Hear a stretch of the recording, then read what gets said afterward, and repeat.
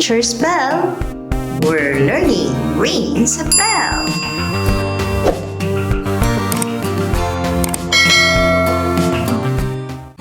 Good day, everyone! Welcome to Science 3 Revised K-12 Curriculum, Quarter 3, Week 5, Day 1. Sources of light: natural and artificial. Learning objective: by the end of the lesson, learners should be able to classify the sources of light in the surroundings as natural and artificial.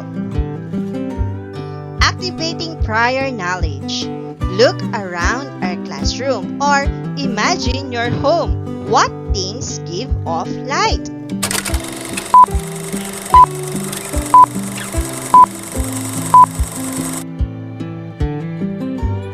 What helps us see in the dark?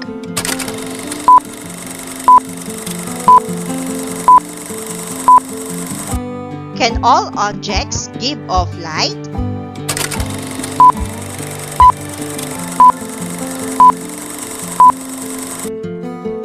For today, we will learn about objects that give light. We will also discover which lights come from nature and which ones are made by people. Lesson language practice. Unlock difficulties in understanding the following terms and concepts. Lesson language. Light. Light. L-I-G-H-T. Light. It helps us see things around us.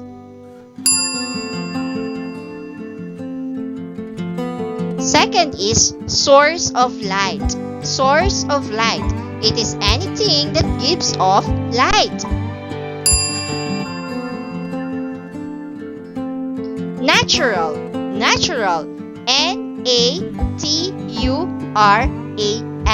Natural. Natural comes from nature or not made by people.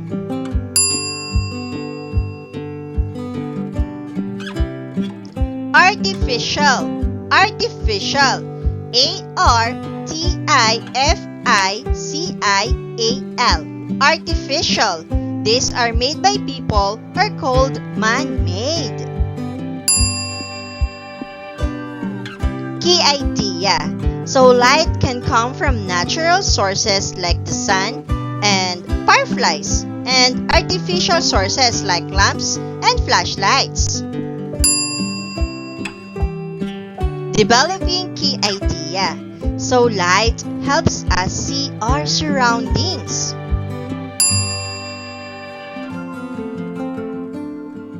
Without light, it is dark and hard to move around. Some objects give off their own light. There are two types of sources of light. We have the natural light and the artificial light. Natural source of light. So these are not made by people. So we have here the natural source of light flashcards. Are you ready to see it? Okay, let's see it one by one. Sun. Stars. Fire. Lightning. Firefly. Lava. Bioluminescent jellyfish. Northern Lights. Moonlight reflection. Artificial sources of light. On the other hand, these are made by people. So let's see the artificial source of light flashcards. Flashlight. Lamp. Car headlight. Candle. Bulb. Neon sign. Wow, this is teacher's bell neon sign. Laser pointer. Street lights. LED lights. Deepening understanding of the key idea. So we have this activity. Identify if the source of light is natural or artificial light. Are you ready? Okay. Bulb.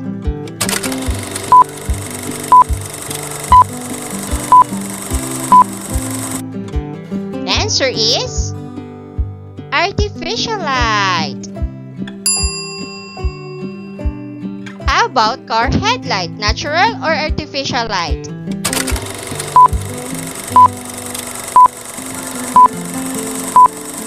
Yes, it is artificial light.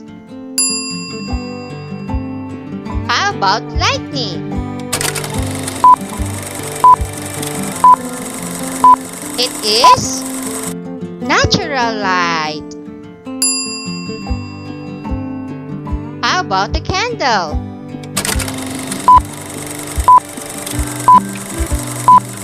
It is artificial light. How about the sun? Yes, it is natural light. Good job! So for our generalization, 1. A source of light is something that gives off light. Natural sources of light come from nature. It could be the sun, fire, or lightning. 3. Artificial sources of light are made by people, like the lamp and flashlight. Evaluating learning. Get your notebooks. Are you ready? Okay. Direction, right? Natural or artificial? Okay, let's start. 1. Sun.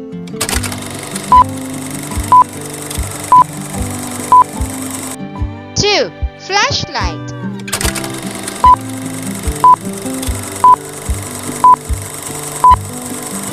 3. Candle.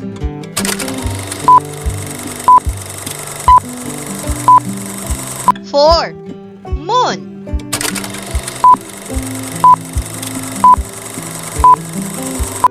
5. Lamppost.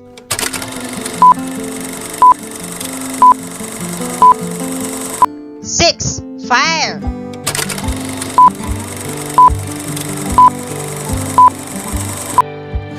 7. Light bulb.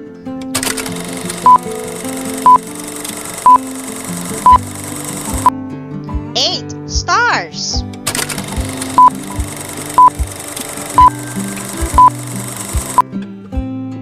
9. Cell phone light.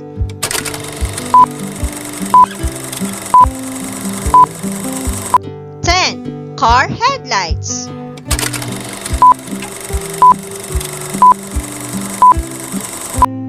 'Alright, let's see the answers. Okay?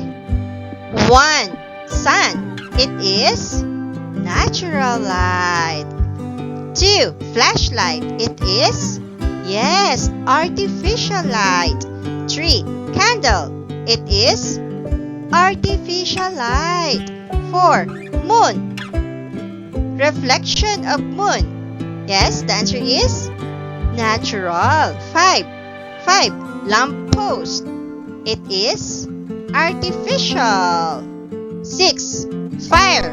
It is natural. 7. Light bulb. It is artificial. 8. Stars. It is natural. Cell phone light. It is, yes, artificial. How about the car headlights?